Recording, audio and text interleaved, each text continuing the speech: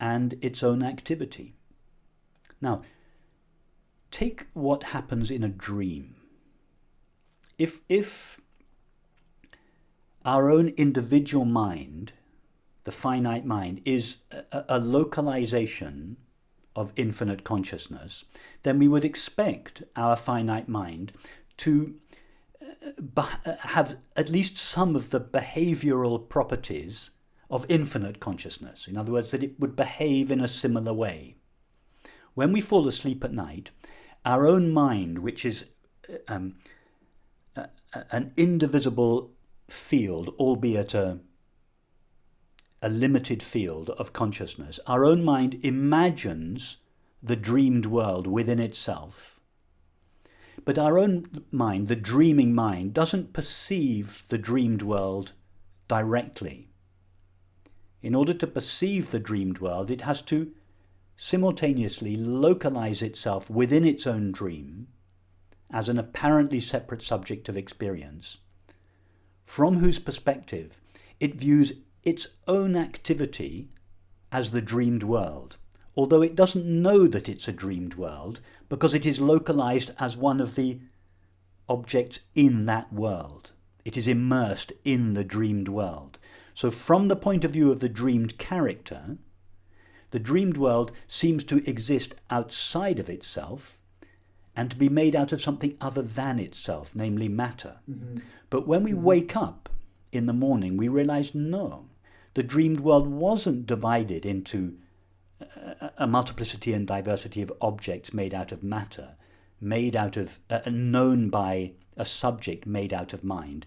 The entire dreamed world, including the separate subject of experience that I seemed to become, was all the activity of my own indivisible mind. The dreamed world was just what the activity of my own mind looked like from a localized perspective. Now, instead of going down from the waking state to the dream state, go up from the waking state to consciousness, and consider that what we experience as the waking state is a kind of dream in the universal mind of consciousness, and that each of us as individual people are localized perspectives of infinite consciousness within infinite consciousness, from whose perspective it perceives its own activity as the universe.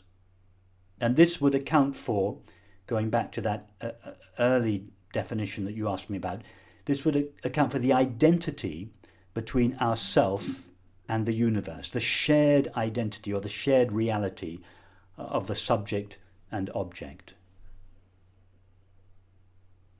Okay, what occurs to me when you say that is that it seems like, please correct me if I'm wrong, it seems like one is conflating conscious activity within the brain and unconscious activity. So for example, let's say there's Rupert and there's a Kurt. Okay, so Kurt's going to sleep.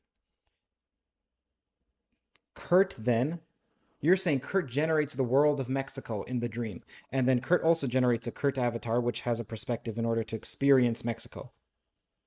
But I would say that there's this creative matrix or a mythopoetic element that's unconscious that generated Mexico. And then this Kurt, conscious Kurt, went to Avatar Kurt in Mexico. Not conscious Kurt created both Mexico and Avatar Kurt, but conscious Kurt became a perspective in Avatar Kurt. And so that's what, firstly, I'll say that, and I want to hear what you have to say about that. So the avatar, what I refer to as the dreamed character, is a localization of what you call conscious Kurt, what I call the dreamer's mind. So your own mind has overlooked the fact that it is in fact creating the dreamed world, Mexico in this case, that your own mind has localized itself within its own creation, has forgotten that it is creating it, and then actually imagines that the world that it is perceiving, Mexico, gave rise to that which is perceiving it. That which is perceiving it does not exist anywhere in the dreamed world or in the time and space that seem to be real from the perspective of the avatar or dreamed character. I see. I see. So what I'm hearing is there's the use of the word mind and consciousness, which I'd like to delineate. And of course, you're welcome to say that they're both the same, but for this case, let me say. So there's the mind, which comprises the brain activity, let's say, in the materialist sense. I would say that then we don't know how consciousness works, but let's imagine the materialists are correct in some way, that it's a circuit that gets run and then you are conscious of some sensory information that gets fed to it. Let's just imagine it's like that, like a machine. Okay. I would say that this machine, the mind, some of the brain activity went toward creating Mexico, and some of the brain activity went toward creating the dream character, in your words. And then Kurt consciousness here. Kurt consciousness didn't create Mexico. I wish I could. That would be extremely fantastic if I could do so on a whim. It wasn't my conscious mind. It was my brain activity, which comprises my unconscious mind, that did so. And so if one is to take this analogy seriously and say, well, this is what's happening at at the universe at large. The universe is conscious, splitting itself up. But in this dream analogy, there's already a difference between conscious and unconscious mind. Okay, I see what you're getting at. I agree that what appears in Kurt's dream as Mexico is a manifestation of that region of his mind that he is not conscious of in the waking state. Let me give you another analogy, at the risk of mixing our analogies too much. Let's say that Kurt, in the waking state, you, due to your early childhood experiences, I'm just imagining, I'm not insinuating anything, just imagine that as a result of early childhood experiences, where you were very traumatized, you grew up with a feeling of fear. And this feeling of fear was unbearable to you. And as you grew up, you found all kinds of strategies whereby you didn't have to fully feel it or face it. You managed to distract yourself from it.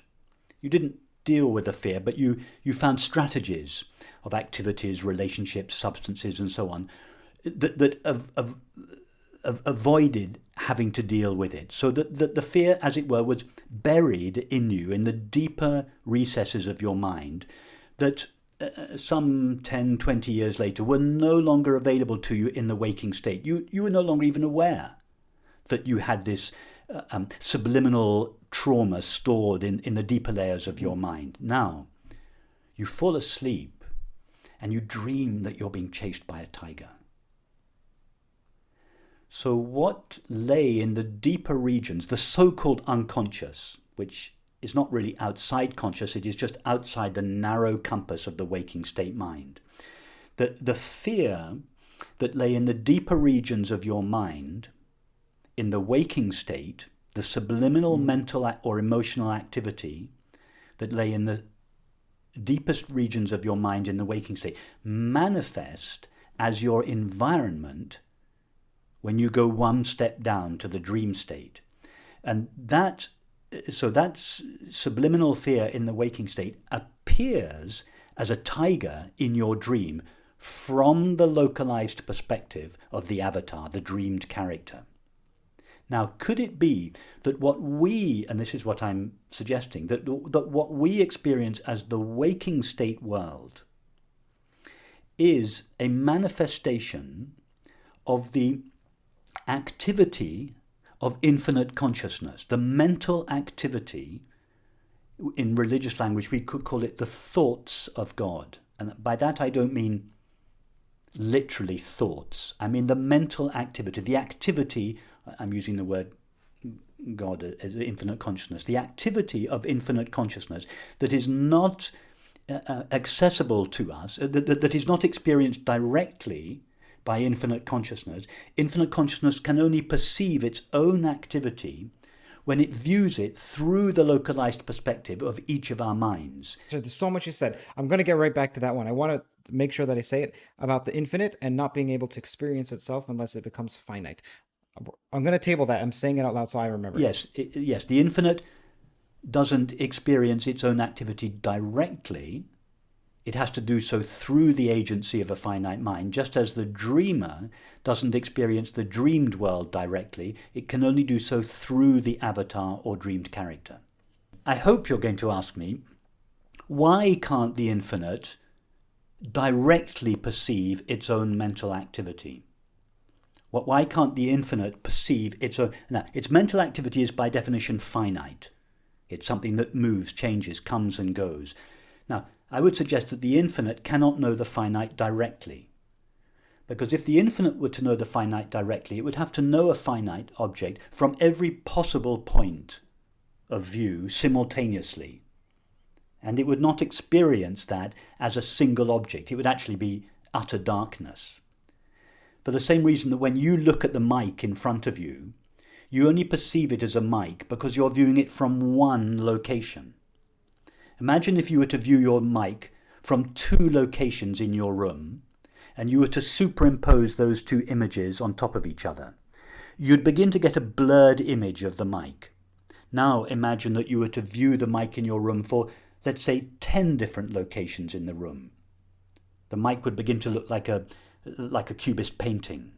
Its integrity would begin to fall apart. Now, imagine that you were to view the mic from every possible location in space, including all the locations within the mic itself.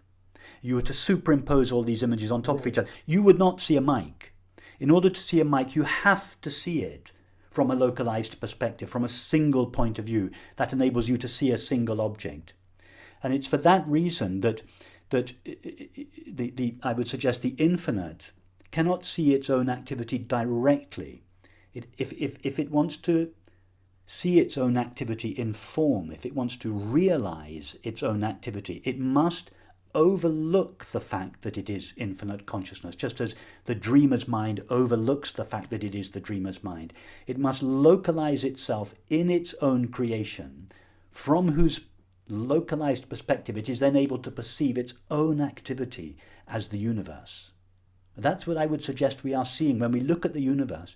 I would suggest that we are a segment of infinite consciousness from whose perspective it is looking at the unlocalized, the rest of its own unlocalized activity. Okay, so I have a couple questions regarding this. Okay, I have 3, and I want to make sure that I can hold on to all of them. Number 1. Is the initial claim that we have this infinite field, like an ocean? Let's imagine consciousness is like an ocean. That for consciousness, for this ocean to experience itself, it needs to take a segment of itself. And then necessarily this segment comes from a finite place and thus can't know the whole. Okay, just pause there. Consciousness doesn't need to localize itself within itself as a separate subject for experience in order to know itself as it essentially is.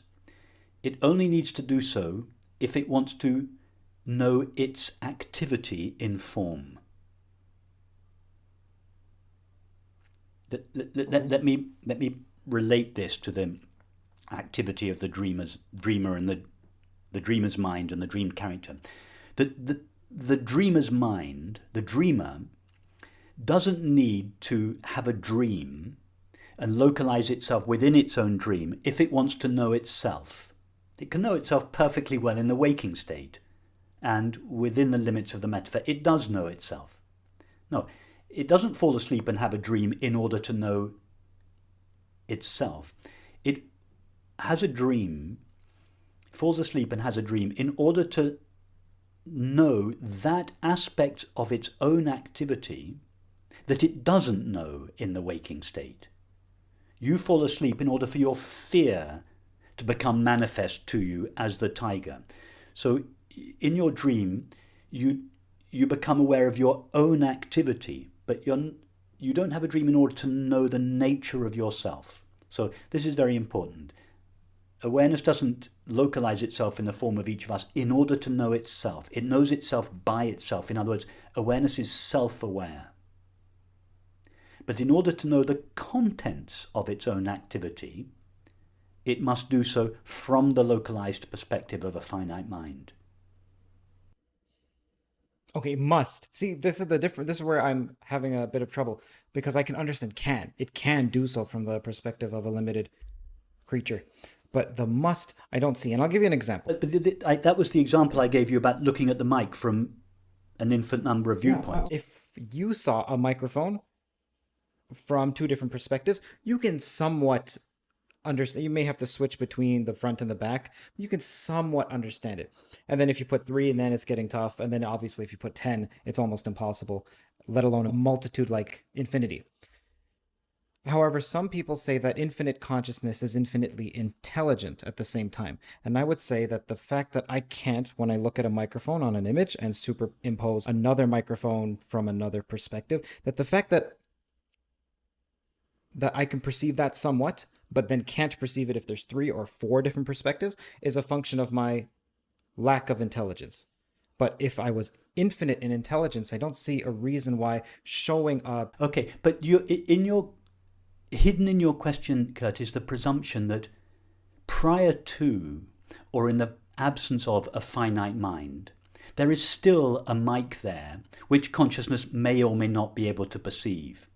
I would suggest that is an assumption. I would suggest that the mic only appears as a mic when it is perceived from the perspective of a finite mind, and in the absence of that perspective, the mic is not a mic. In fact, even when it is perceived, it is not a mic. It just appears to be. It's what the activity of consciousness looks like from a localized perspective. So there's no question of whether infinite consciousness can or cannot see a finite object prior to the mind. That there are no finite object. There are no things prior to the arising of the finite mind. And even from the perspective of the finite mind, there are no real things. They're the appearance of things. What is it that is appearing as things? You mean to say there are no real separate things? Like that the things exist in the sense that they're all... There are no things, period. Things are what the activity of infinite consciousness looks like from the localized perspective of each of our minds. Just as what appear to be things in your dream, the buildings, the fields, the tiger, what appear to be things made of matter in your dream are what the activity of your mind looks like from the perspective of the dreamed character or avatar. There are no real things in the dreamed world. I would suggest there are no real things in this world. Okay, so the second question I had was with regarding the dreams anyway. When some people say that they're enlightened, now first of all, you or anyone can just dismiss that and say they think they're enlightened, but they're not.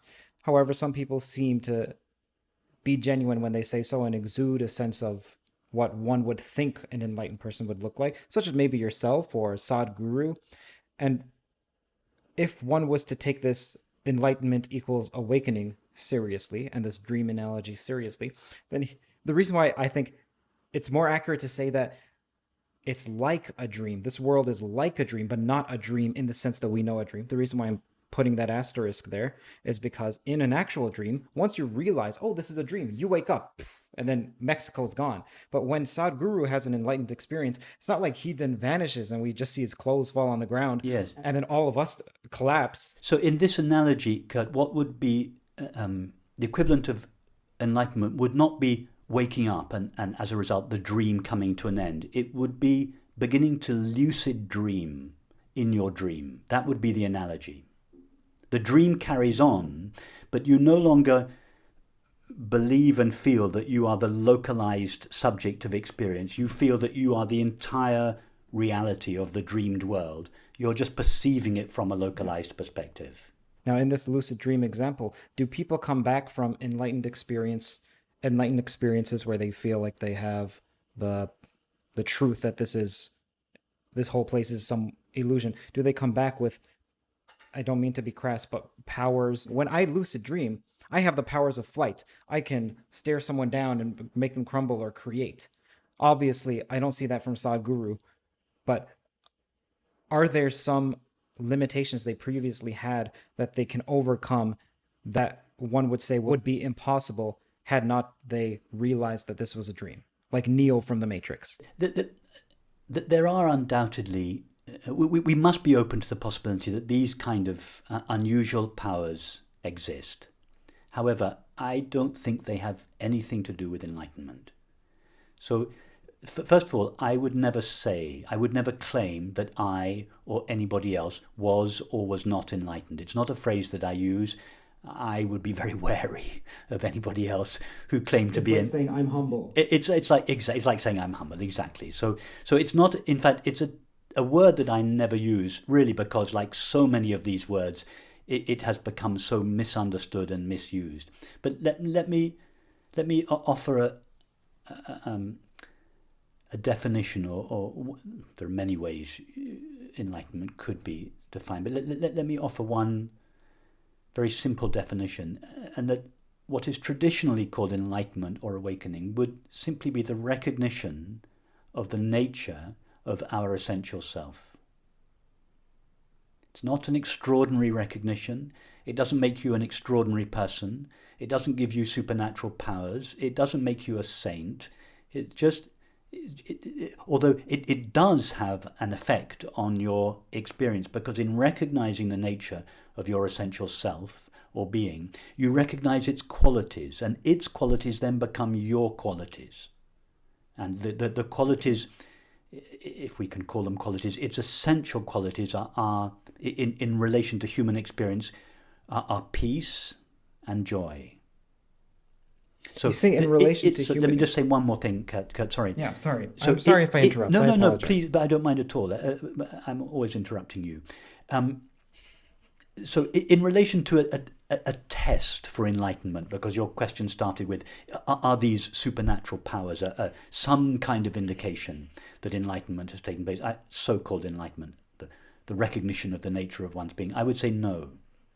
If we want a test, we should look for it more in the extent to which we experience imperturbable peace and causeless joy in ourself. That would be a much more real test as to the extent to which this recognition of our true nature has taken place.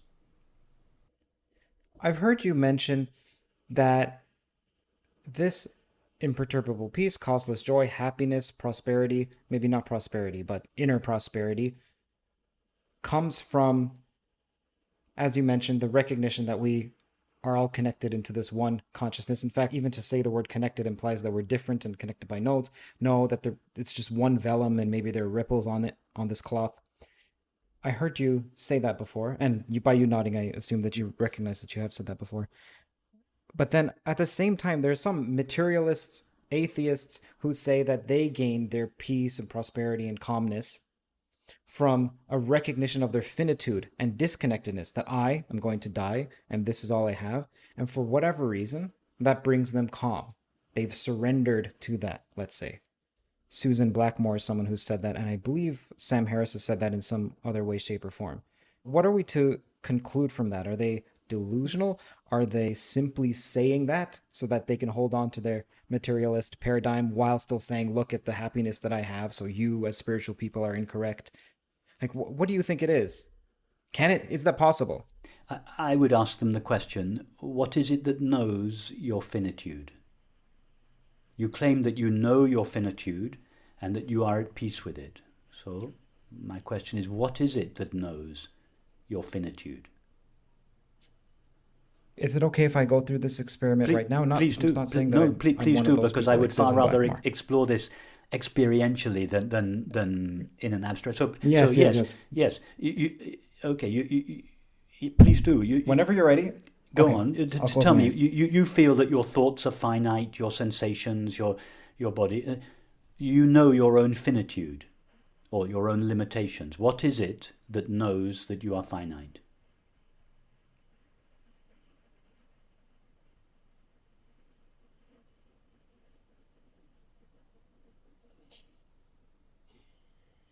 Again, to say it with words is tricky, but it's this, I know you would call it awareness. I would just call it this a being or a perspective. And I'm trying not to steal your words and No, no, constantly call it but it's awareness. much But better that you try to use words. right. Don't use my. It also feels like it also feels like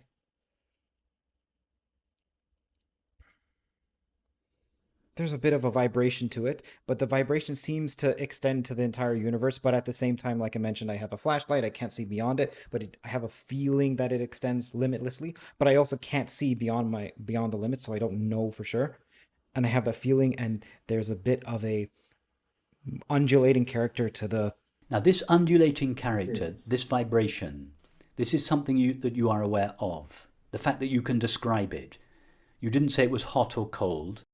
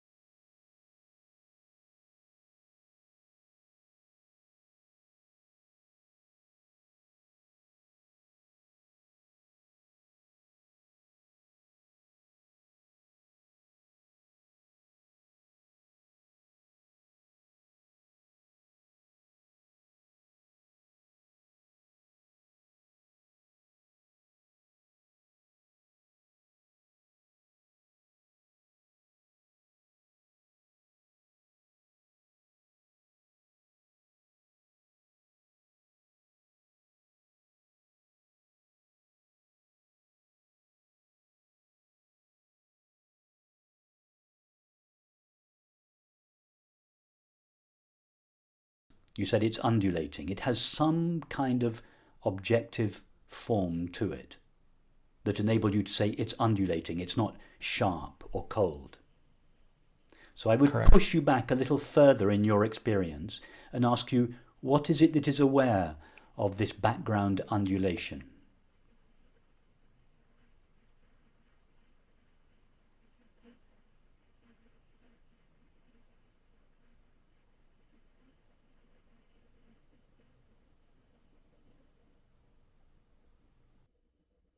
That's such a tricky question, Rupert. I'm trying to get there, but what I essentially, I mean, I think what you're asking is, I think what you're trying to get me to do is to get to this point of pure awareness, and that's difficult. I have gotten to places like that before, but it takes me 20 minutes, 30 minutes to do so. You don't have to go there. It's what you are. You don't. Okay, sorry, it takes me 20 to 30 minutes to recognize it then. Let's say that. But no. But what it really takes you 20 or 30 minutes to do is to relinquish the objective content of your experience, to come back and back and back and back. That's a journey that you have to take. Each time you take it, the journey gets a little shorter. Okay, for the moment, it takes 15 or 20 minutes as you trace your way back through the layers of thoughts, feelings, activities, and relationships. You came very quickly to this subtle undulation or vibration, I think you called it. But you have to go one step further back.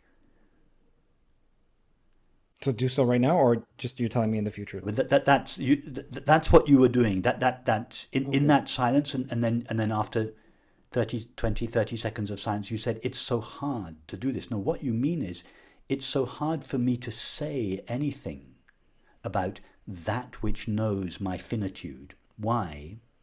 Because there is nothing finite there to say anything about. So, going back to your question about those who claim that it is because they know their finitude that they are at peace, I would suggest that in order to know one's finitude, one must take one can only know something that one has taken one's distance from. In order to, just as the eyes cannot see themselves, they can only see something at a distance from themselves. In order to say, I know that I am finite, that which knows that finitude cannot itself be finite. So by saying, I know my finitude, and therefore I am at peace, these people are, without realizing it, taking their stand momentarily in their true nature. They then interpret that experience in line with their materialist presumptions. Is it possible to be enlightened and misinterpreted? So to get some truth? It absolutely it is. Yes. It is possible to have recognized the essential nature of oneself, and for one's mind, by mind in this case I mean the conceptualization of one's experience, to take some time to catch up. Mm-hmm. In fact, it's not only one's concepts that take time to catch up with this recognition, it's also one's feelings in the body. There's a story I sometimes tell, forgive me if you've heard it already, about an old Zen master on his deathbed. And he was asked by one of his students, how is it for you now, master? And he said, everything's fine, but my body's having a hard time keeping up. By which he meant that in my interpretation of this story, by which he meant that his mind was clear and at peace, but the way he felt his body had not yet caught up with his enlightened experience. So there was some disparity between his understanding and his felt sense of his body. Now, it's also that's very possible, but it's also possible for one's ideas, one's beliefs, not to be in line with one's new so-called enlightened experience. It takes time for the mind. In fact, so-called enlightenment and as I say, I don't really like the term, this recognition of the nature of our being is not the end point. I would suggest it was a stage. And after this recognition of the nature of our being, there is then what is for most people quite a lengthy process where our beliefs and feelings and perceptions are reorchestrated in a way that is consistent with this new understanding. And this takes time. In fact, it takes the rest of one's life. It reminds me of the classic case of a psychedelic episode or a breakthrough induced by a psychedelic, where while one is in that state, they have this feeling of extreme closeness to the truth that's drastically different than their previous conception. Then when they get out, they carry from that 100 pieces of information maybe 5, because it's also difficult to hold on to any of those ideas, but 5 are somewhat compatible. And then over the course of the next few months, they rearrange their lives to incorporate some of those 5. Exactly. So that there is this recognition of our true nature, which can either be just a temporary glimpse of our true nature, or it can be a permanent experience. But in either cases, the old habits of thinking and feeling are not immediately erased or reorchestrated as a result of this new understanding. They take time. If there is a ship on the ocean, when the engine is turned off, the ship doesn't come to an immediate halt. There is a momentum behind it which will take it forward for some time, depending on the weight and the speed. There is a momentum, the momentum of habit to the way we think, feel, act, relate, and perceive. And this momentum carries on after the recognition of our true nature and is in most cases gradually realigned with it. Can I go back to this question about the separation of one consciousness into 2 fundamentally different consciousnesses? Because you gave an argument as to why it can't be, but I don't think I restated it properly, and I have it here, so I could just have you listen to it. It is all empty of all. I see you're playing myself back to me. Quality. Yes. Oh heavens!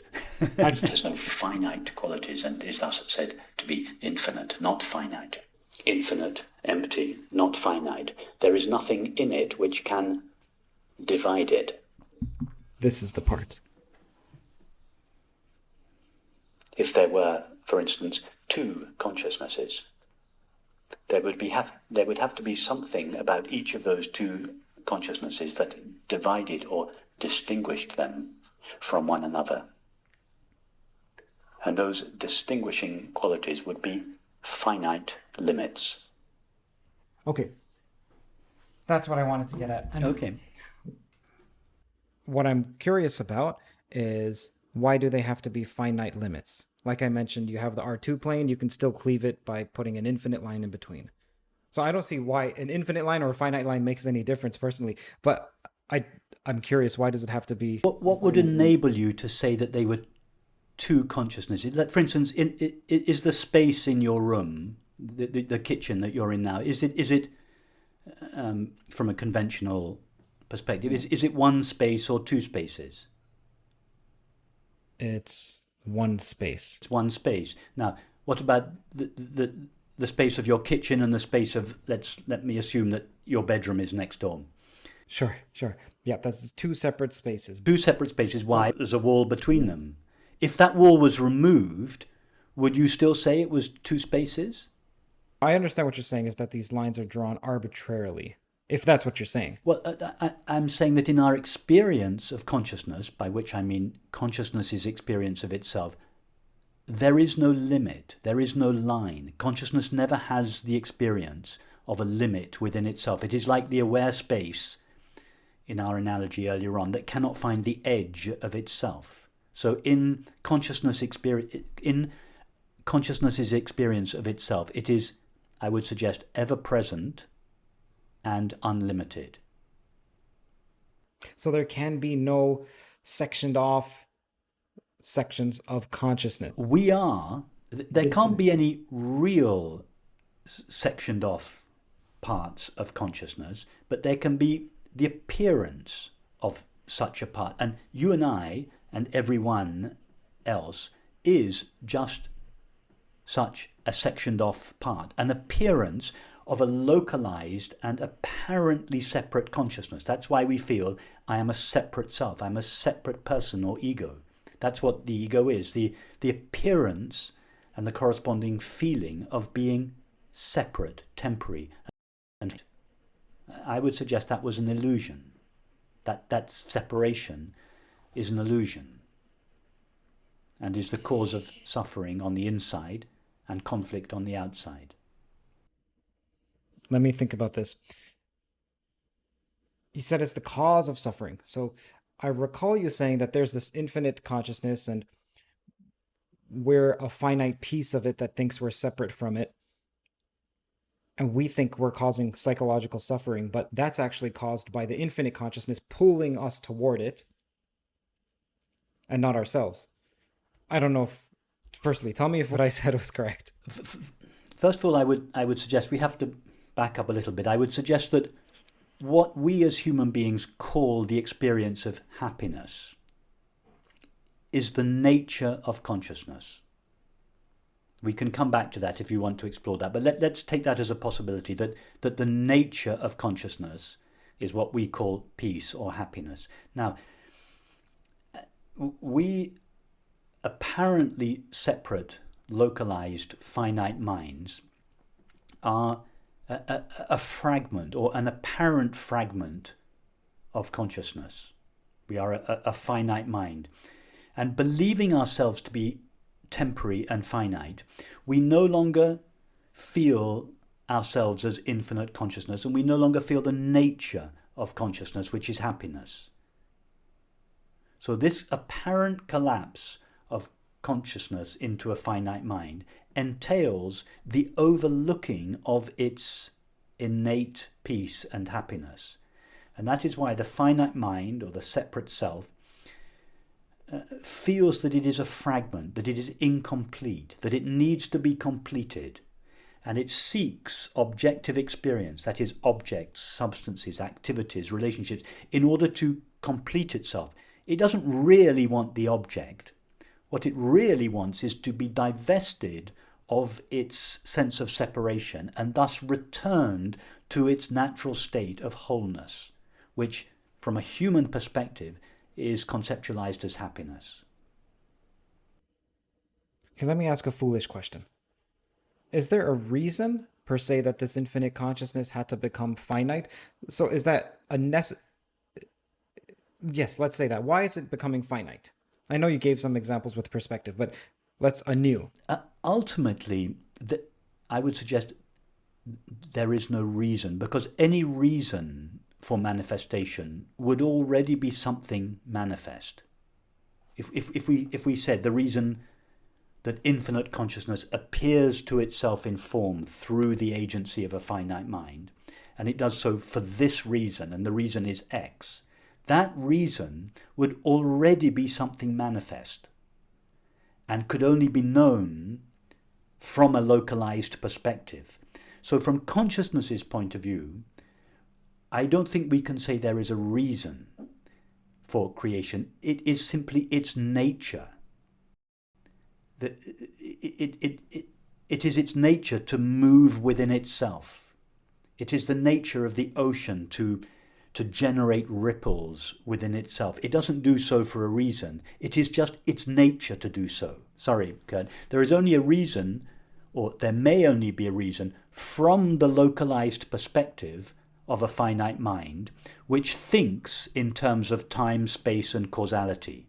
But the time, space, and causality that in terms of which it thinks do not pertain to consciousness. They are only true from its localized and ultimately illusory perspective.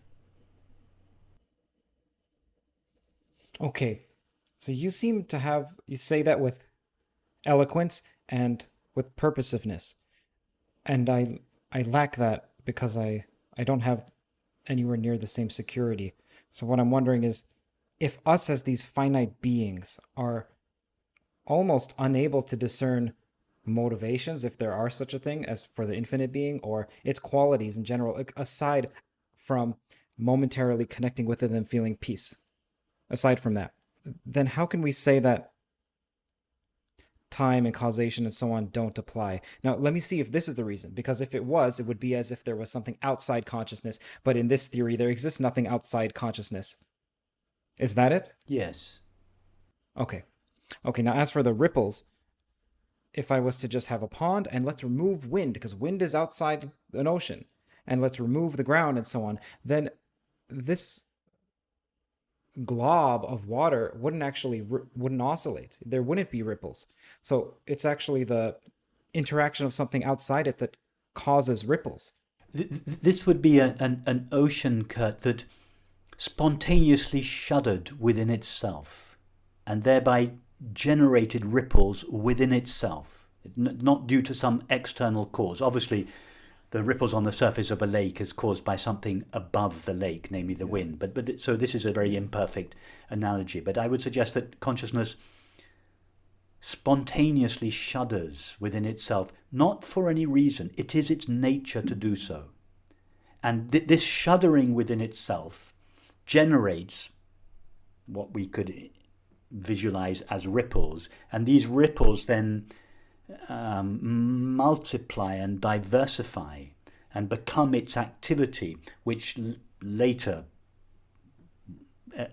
appear from a localized perspective as the universe. But these early ripples, this first vibration, the very first shuddering, the very first vibration of infinite consciousness is what is referred to in Greek philosophy as the Logos.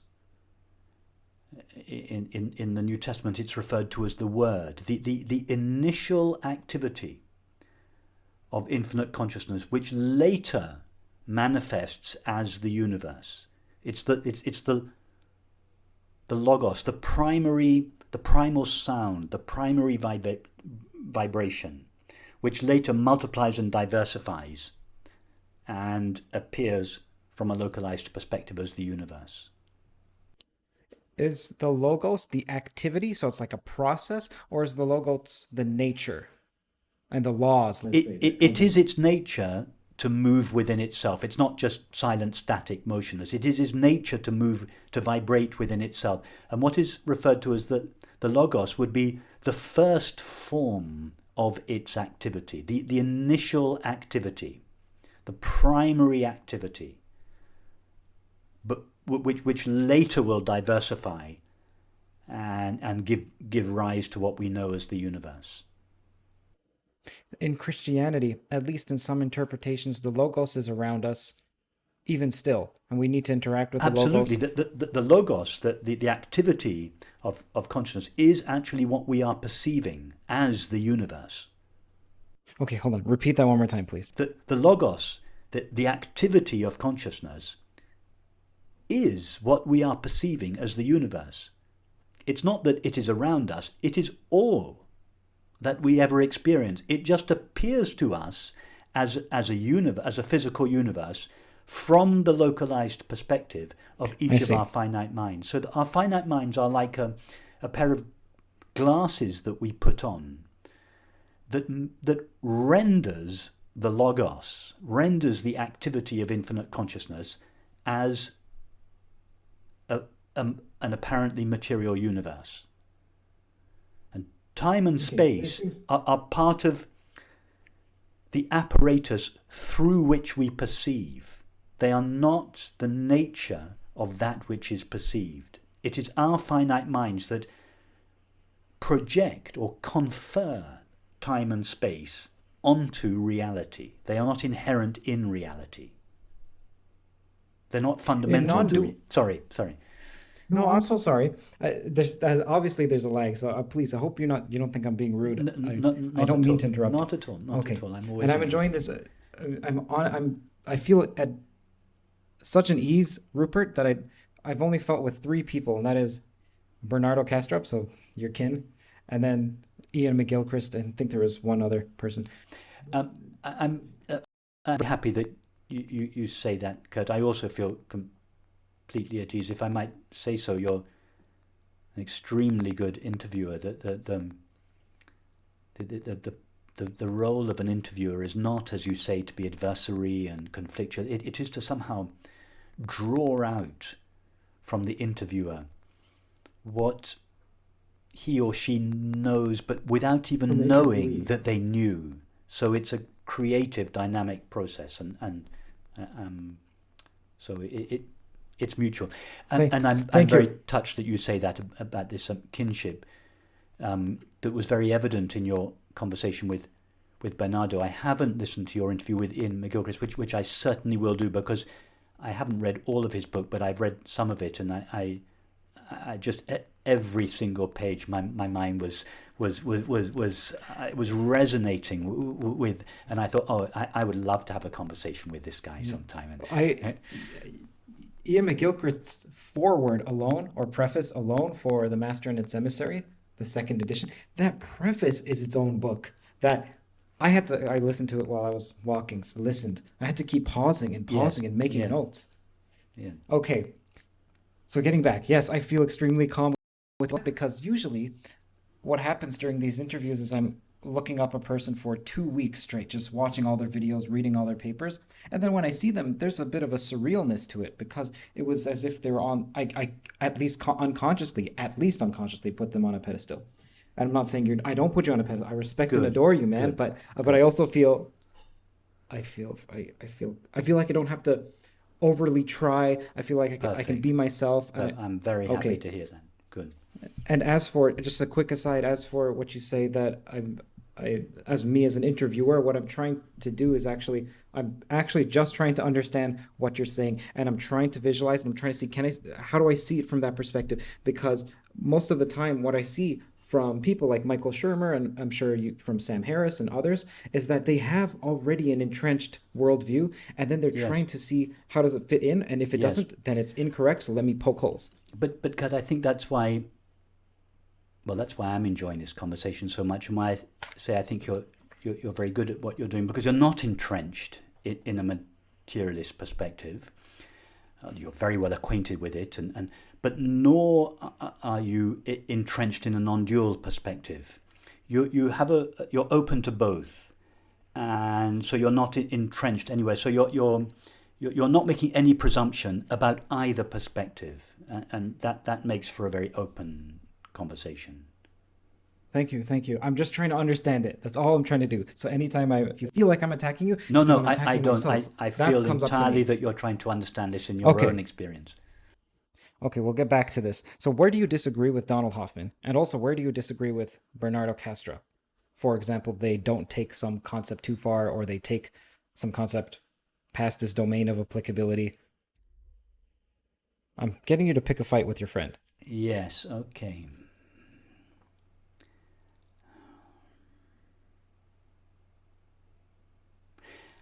I have to say, I find it hard to find anything I disagree with Bernardo about.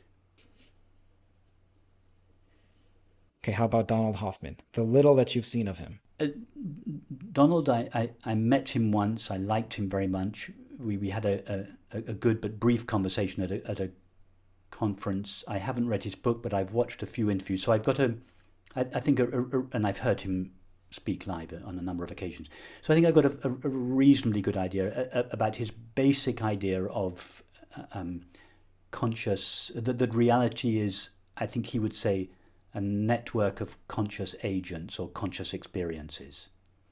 And I want to be very cautious, because Donald's not here to correct me if I misrepresent him. So I want to go very cautiously, because I have great admiration and respect for him and his work. If I'm right that he has reduced reality to a network of conscious agents or conscious experiences, I would suggest that there's one step further to go, and that is to reduce this multiplicity and diversity of conscious agents or experiences into a single consciousness. And in fact, this was the one question, we had dinner together once, he probably doesn't remember.